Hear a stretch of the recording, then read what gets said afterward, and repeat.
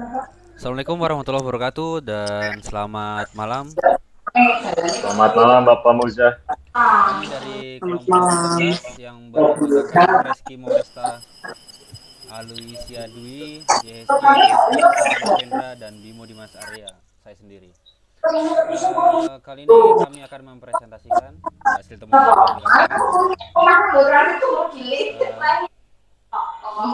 Eh, Perusahaan seringkali terdorong untuk melakukan intervensi dasar karena berbagai faktor yang mencakup penurunan kinerja operasional, perubahan lingkungan, atau masalah internal. Pemicunya termasuk konflik internal, perubahan pasar, dan umpan balik pelanggan. Eh, Perusahaan yang kami intervensi ini merupakan sebuah toko berbasis online store dan department store di beberapa pelosok e-commerce dan merupakan perusahaan di bawah naungan CV bla bla bla yang menjual produk kecantikan dan produk perawatan kulit lokal dan impor original sudah dokumentasi. Eh, Misinya fokus untuk pada pelayanan terbaik dari konsumen. Jadi perusahaan ini memiliki eh, tujuan praktik meningkatkan efisiensi operasional, kualitas produk, pengembangan bakat, dan keberlanjutan perusahaan. Manfaat praktiknya peningkatan kinerja operasional, motivasi motivasi karyawan, dan dampak positif terhadap lingkungan. Perusahaan ini mempunyai struktur organisasi owner yang paling di atas, lalu ada HRD yang membawahi talent, sosmed spesialis, desain grafis, lalu ada store manager yang langsung membawahi shopkeeper, gudang, administrasi sosial media, dan administrasi e-commerce. Untuk metode pengambilan datanya menggunakan model six box baseboard untuk menganalisis organisasi, menilai tujuan, struktur, hubungan, hadiah, mekanisme bermanfaat, dan kepemimpinan. Untuk metode observasinya melibatkan pengamatan langsung terhadap fenomena atau subjek tanpa mempengaruhi lingkungan. Lalu catatan dapat berupa dokumen tertulis, rekaman audio, video. Untuk metode wawancaranya, interaksi langsung dengan responden untuk mendapatkan informasi yang mendalam melalui pertanyaan dan tanggapan, dicatat dan dianalisis untuk insight mendalam. Respondennya sendiri melibatkan partisipasi aktif dalam memberikan informasi, tanggapan, ataupun data. Metode ini umum digunakan dalam riset pasar, ilmu sosial, dan survei opini. Oke, selanjutnya saya ke rekan saya.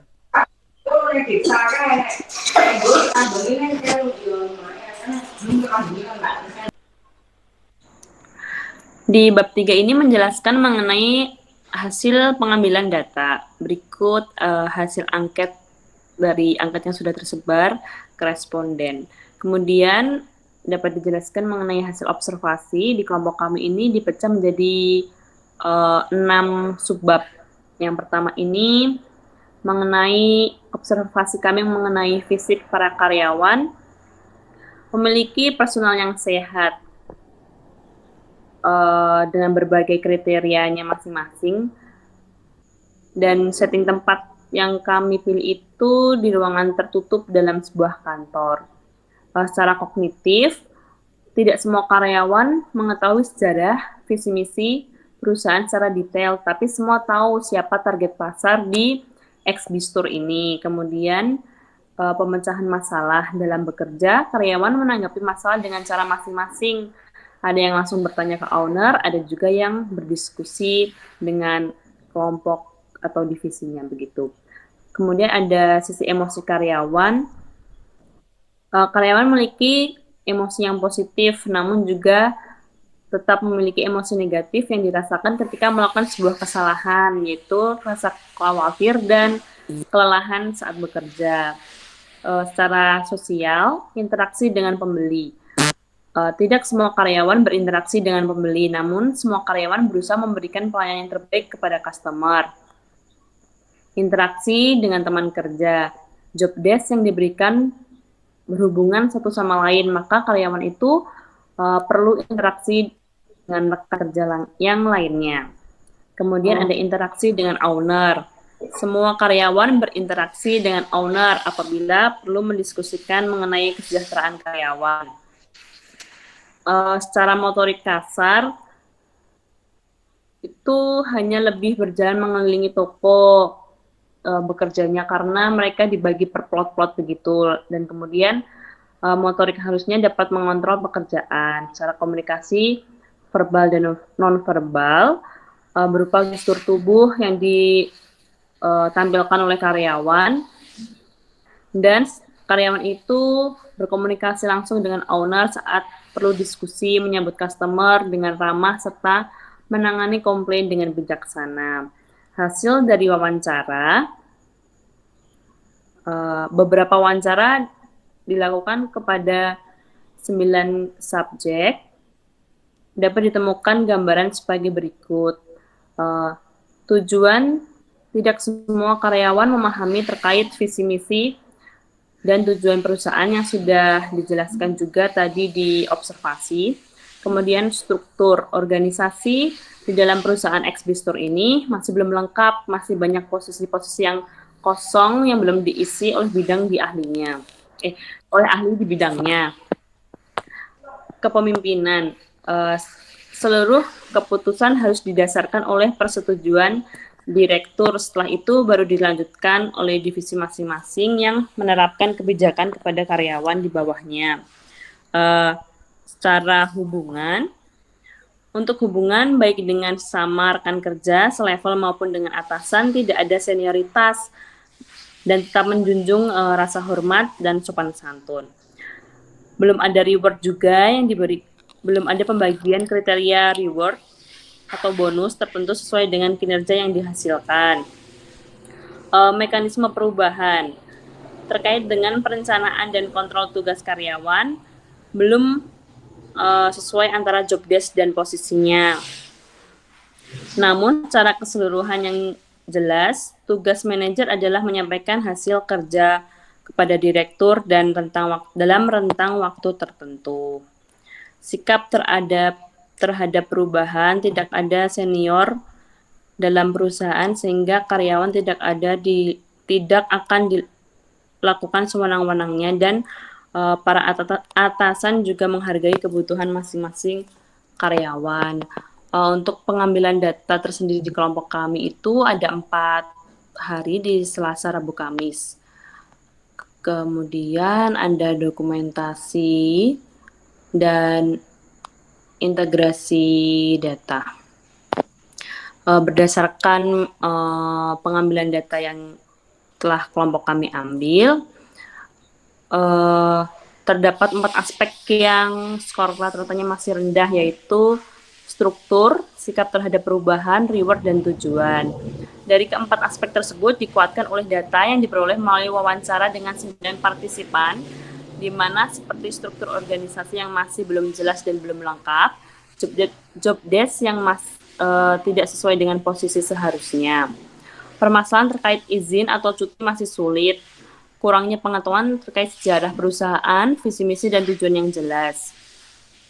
Gambaran tersebut didapatkan oleh pernyataan langsung dari owner dan beberapa karyawan lainnya. Setelah itu, observasi juga menunjukkan bahwa interaksi antar sesama karyawan sangat tinggi dan perlu dilakukan karena job desk satu sama lain berkaitan. Artinya, satu posisi tidak bisa bekerja sendiri sebab pekerjaan yang lainnya juga ada dan berkaitan pada posisi lainnya. Dari data observasi dilakukan bersamaan ketika wawancara, juga dapat diketahui bahwa tidak semua karyawan mengetahui sejarah visi misi perusahaan secara detail karena mereka menjawab dengan raut wajah yang sedikit kebingungan. Dilanjut dengan bab 4, tinjauan masalah.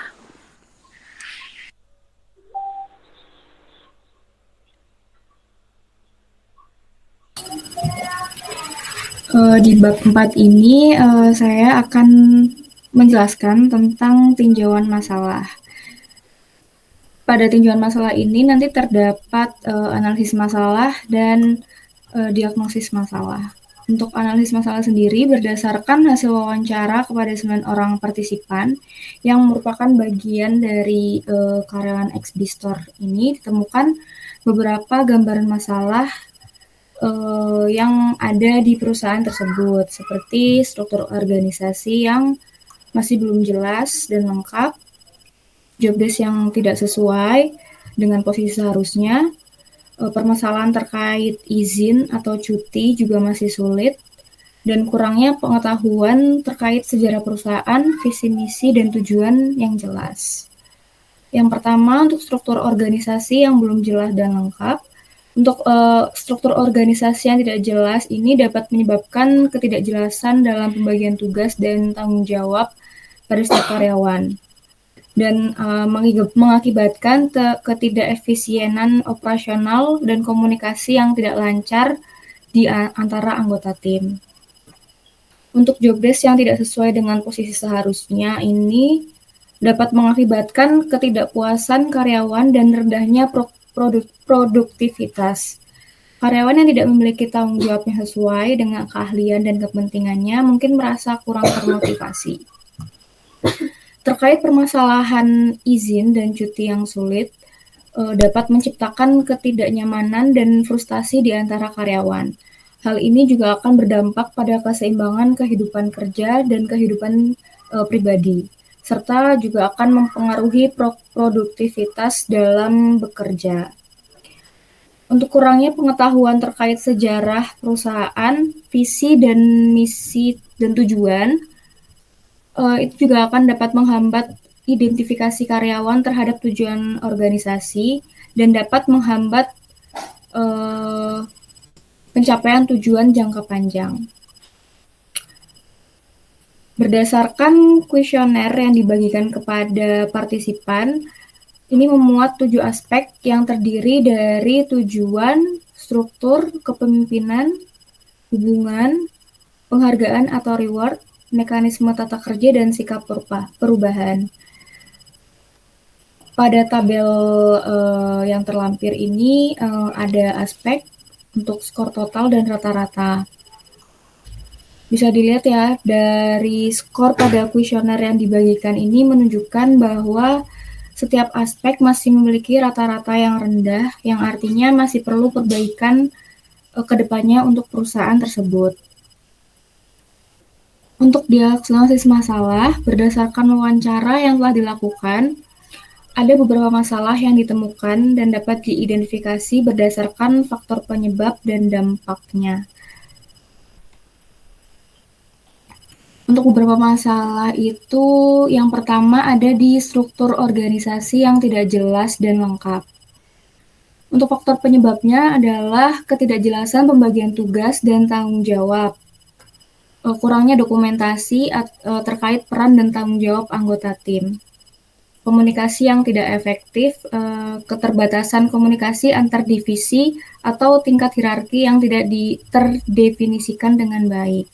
Dampak dari struktur organisasi yang tidak jelas tersebut dapat menyebabkan kebingungan peran dan ketidakpastian tanggung jawab dan lambatnya pengambilan keputusan. Untuk sarannya adalah perusahaan melakukan audit menyeluruh untuk mengidentifikasi kekosongan dalam struktur, implementasikan komunikasi yang lebih terbuka dan jelas antar divisi. Yang kedua adalah permasalahan job desk yang tidak sesuai dengan posisi seharusnya. Faktor penyebab masalah ini adalah kurangnya evaluasi pekerjaan.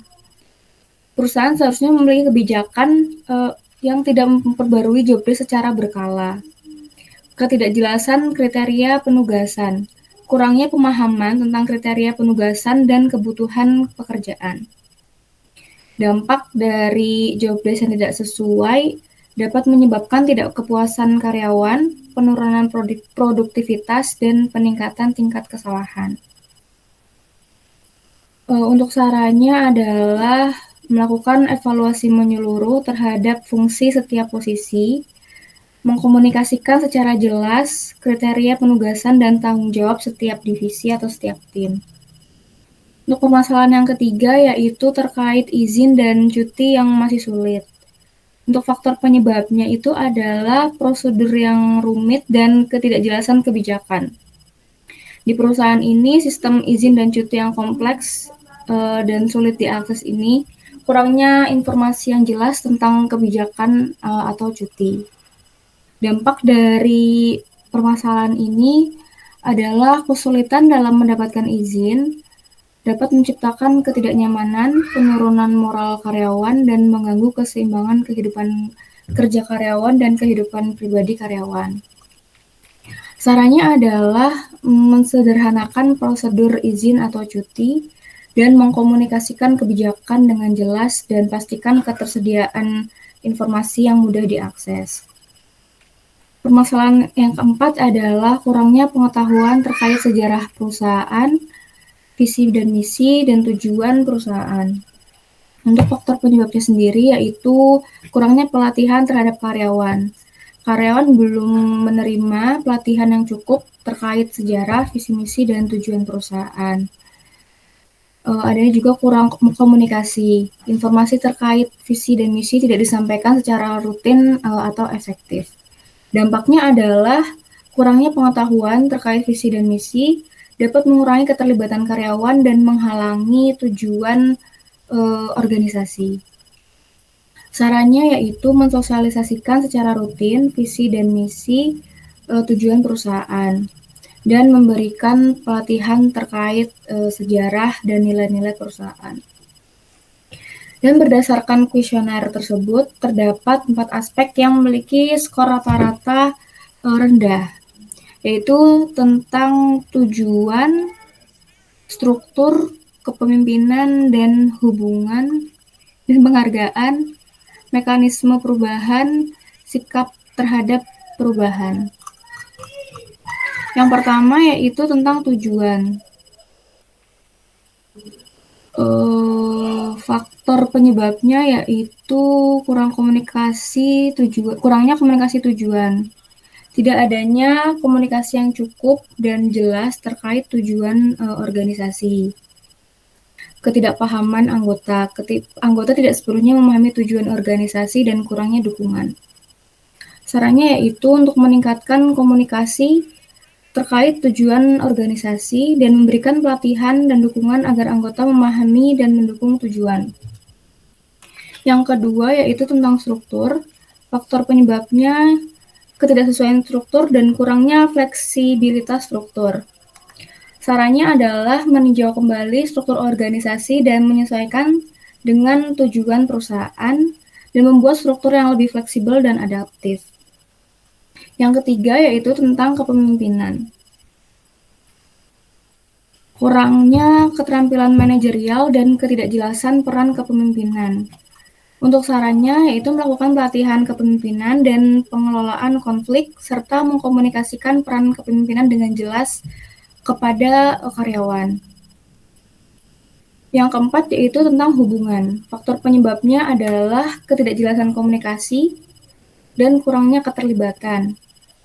Untuk sarannya adalah mengadakan pelatihan komunikasi dan pengembangan tim serta mendorong keterlibatan tim dalam aktivitas yang kolaboratif. Yang kelima, adanya penghargaan atau reward. Untuk faktor penyebabnya adalah ketidakjelasan sistem penghargaan dan kesenjangan antara harapan dan kenyataan.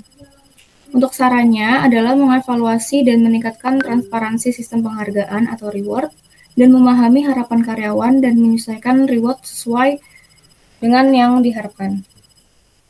Untuk mekanisme perubahan, faktor penyebabnya adalah ketidaksesuaian sistem dan kurangnya penyelarasan.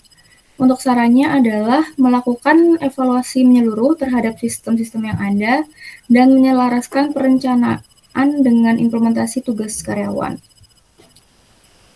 Yang ketujuh adalah sikap terhadap perubahan.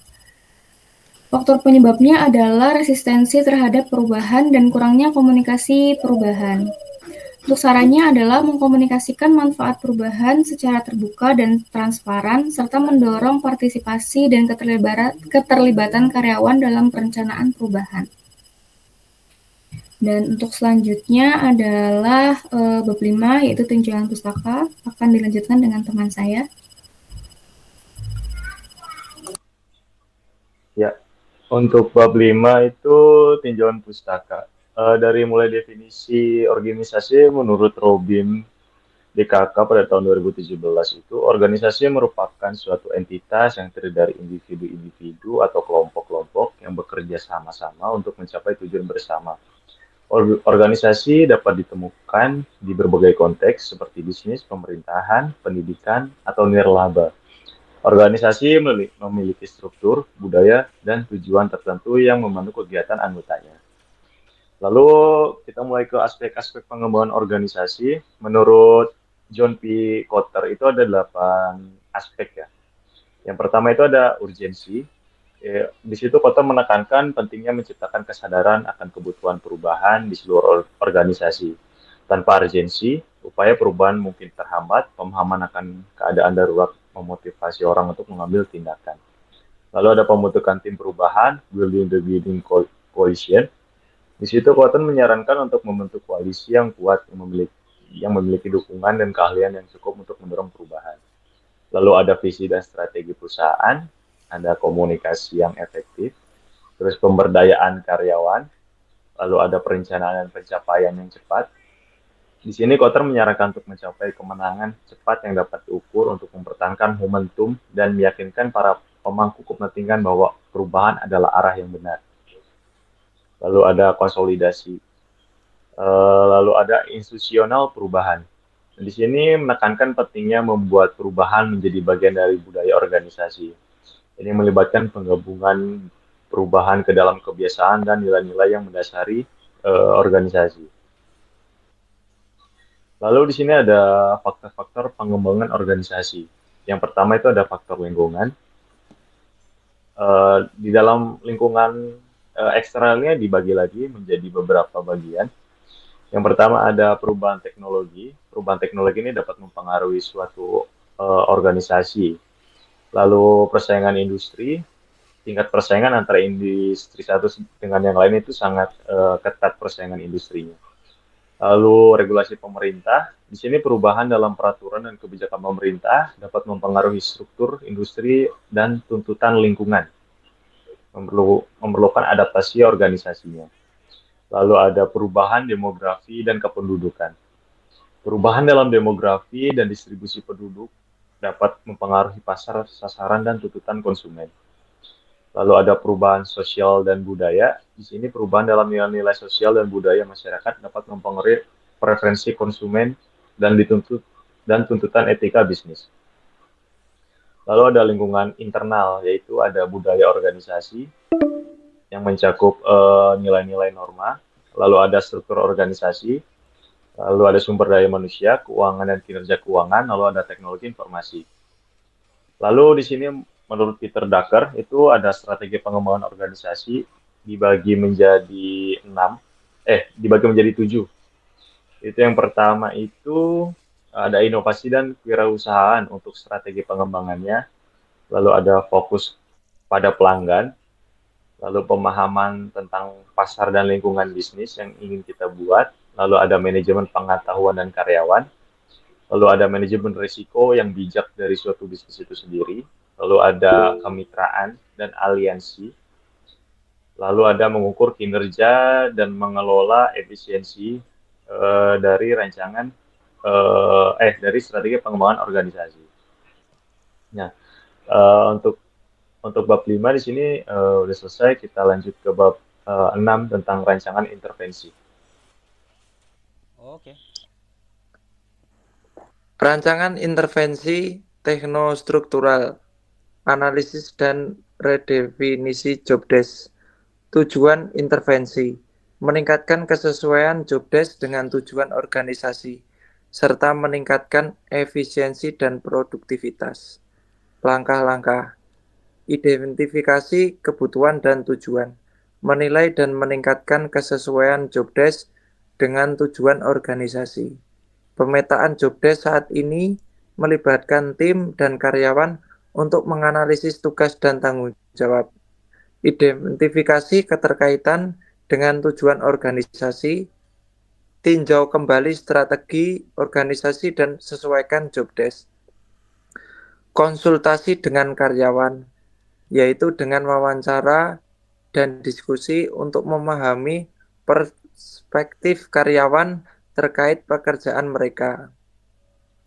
Penetapan kriteria sukses itu menetapkan indikator kinerja untuk menilai efektivitas jobdesk baru. Desain jobdesk baru, identifikasi, ubah atau tambahkan tugas dengan memastikan dukungan terhadap tujuan organisasi. Pembobotan dan prioritisasi, yaitu memberikan bobot pada setiap tugas berdasarkan urgensi dan dampak terhadap tujuan organisasi. Implementasi jobdesk baru, berikan pelatihan kepada karyawan dan komunikasikan perubahan dengan jelas. Monitoring dan umpan balik, yaitu dengan monitoring pelaksanaan jobdesk baru dan minta umpan balik untuk evaluasi berkala. Penyesuaian terus-menerus, yaitu dengan melakukan penyesuaian berkelanjutan berdasarkan umpan balik dan evaluasi. Pengukuran kesuksesan, yaitu gunakan indikator kinerja dan survei kepuasan karyawan untuk mengukur kesuksesan intervensi.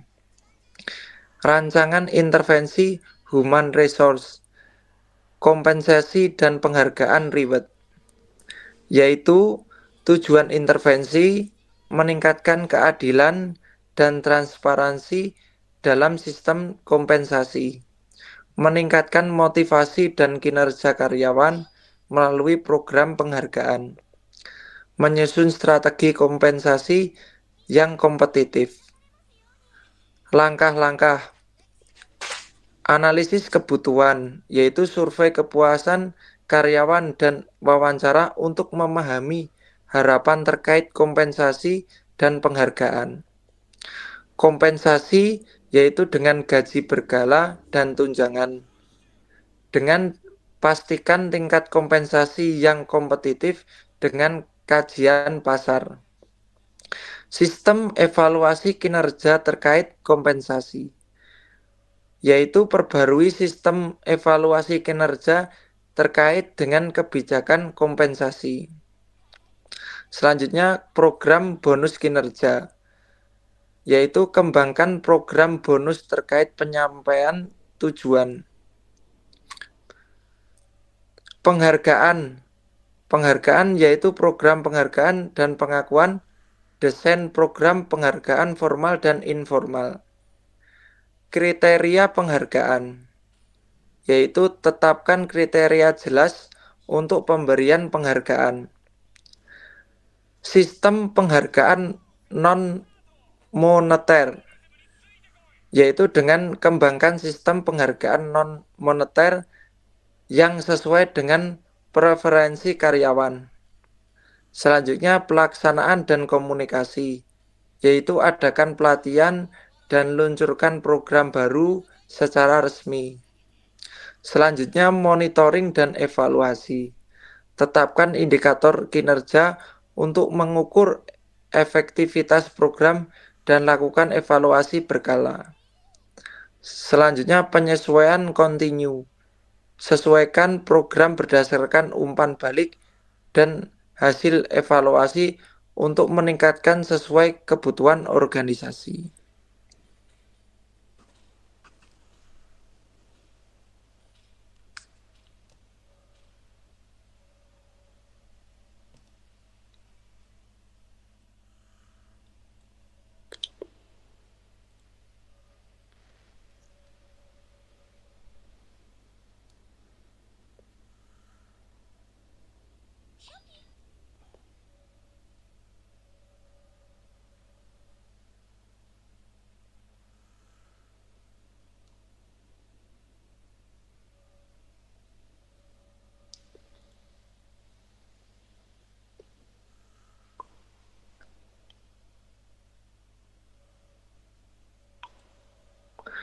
Selanjutnya B. Rencana pelaksanaan kegiatan.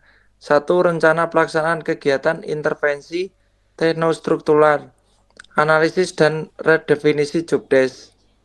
Intervensi teknostruktural, analisis dan redefinisi jobdesk. Program kegiatan A. Sosialisasi dan persiapan 1 minggu, memperkenalkan rencana intervensi kepada seluruh karyawan. B. Analisis jobdesk saat ini 2 minggu, melakukan wawancara dan diskusi dengan karyawan untuk memahami pekerjaan mereka. C. Konsultasi dengan karyawan, yaitu selama 1 minggu, yaitu dengan mengadakan sesi konsultasi dan diskusi kelompok dengan karyawan.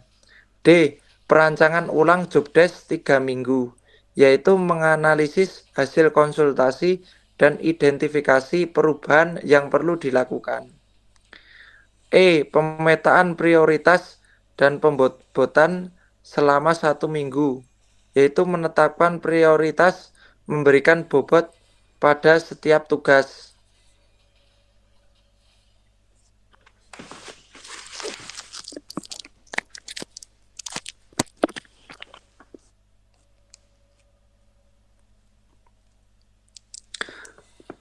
Selanjutnya, sosialisasi jobdesk baru, pelatihan selama 2 minggu, mengkomunikasikan jobdesk baru secara terbuka kepada seluruh tim, memberikan pelatihan yang diperlukan untuk membekali karyawan dengan keterampilan yang diperlukan.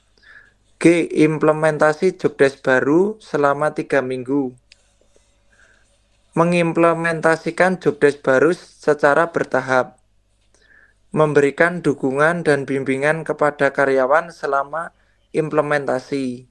H. Evaluasi dan umpan balik selama 1 bulan, yaitu dengan melakukan evaluasi berkala terhadap pelaksanaan jobdesk baru.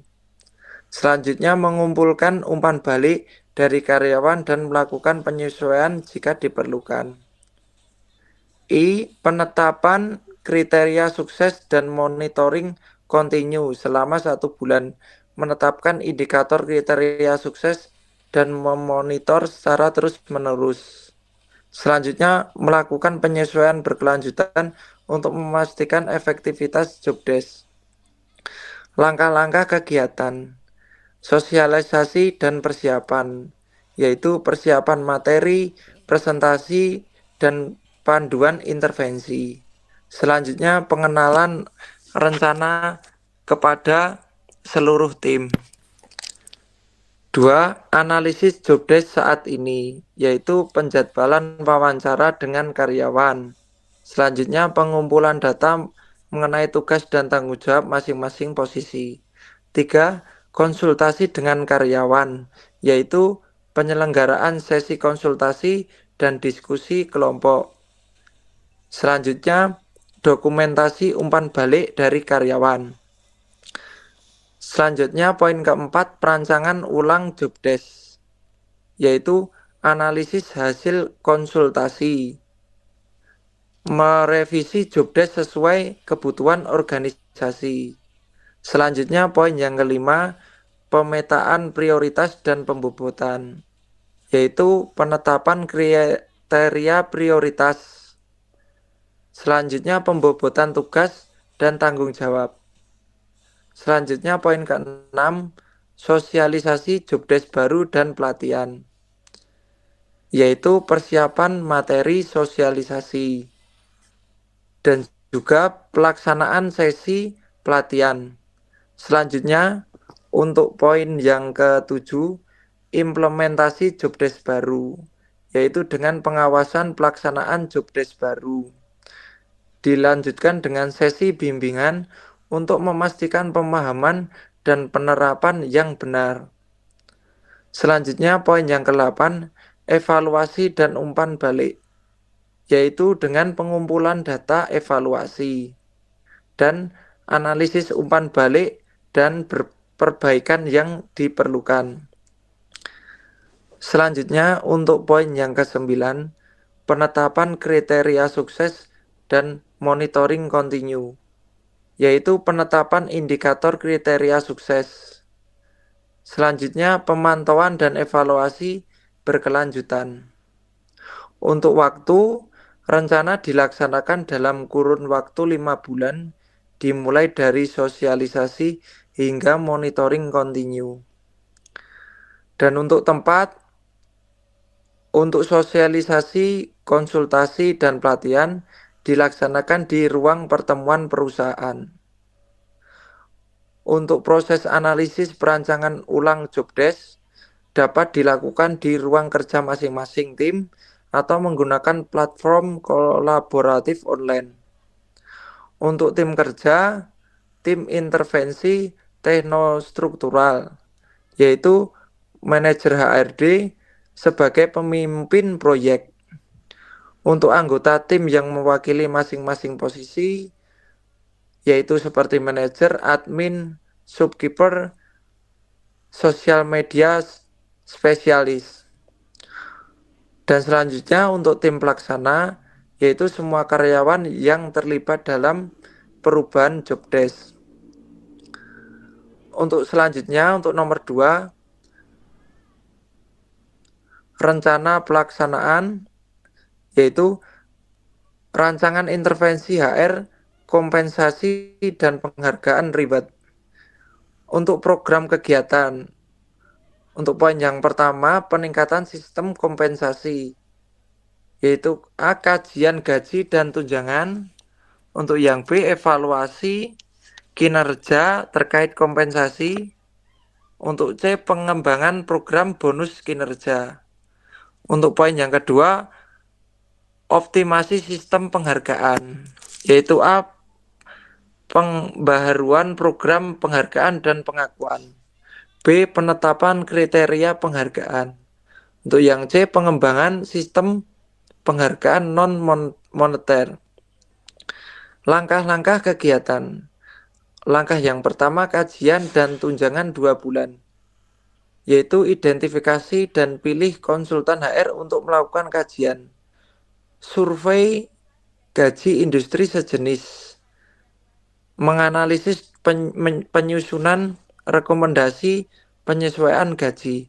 Untuk langkah yang kedua, evaluasi kinerja terkait kompensasi 1 bulan, yaitu dengan pembaruan formulir evaluasi kerja, pelatihan manajer untuk menggunakan formulir baru, mengimplementasi sistem penilaian kinerja terkait kompensasi. Untuk langkah yang ketiga, pengembangan program bonus kinerja selama 2 bulan, yaitu dengan penetapan bonus kinerja, komunikasi kepada karyawan tentang perubahan, pelatihan manajer untuk memberikan umpan balik yang efektif.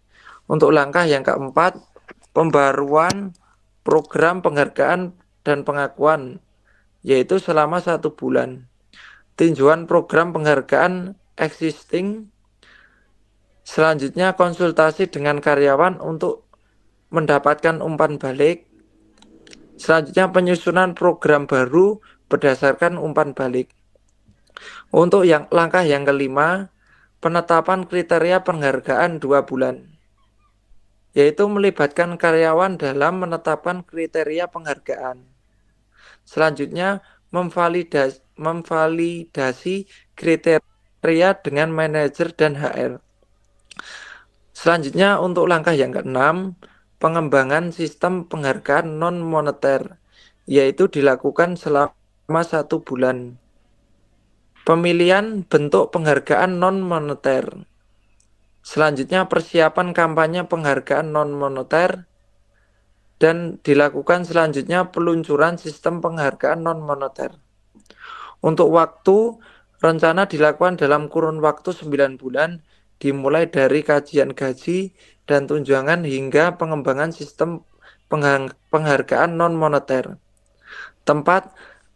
Untuk tempat dilaksanakan seminar dan pelatihan dilaksanakan di ruang rapat perusahaan. Pertemuan dengan karyawan dapat dilakukan secara virtual atau di tempat kerja. Untuk tim kerja, yang pertama yaitu tim intervensi HR,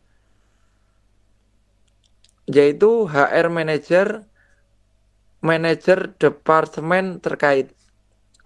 Untuk yang kedua, fasilitator pelatihan, yaitu dengan trainer internal atau eksternal untuk pelatihan manajer dan karyawan. Selanjutnya, untuk yang ketiga, tim komunikasi, tim yang bertanggung jawab untuk menyampaikan informasi kepada karyawan.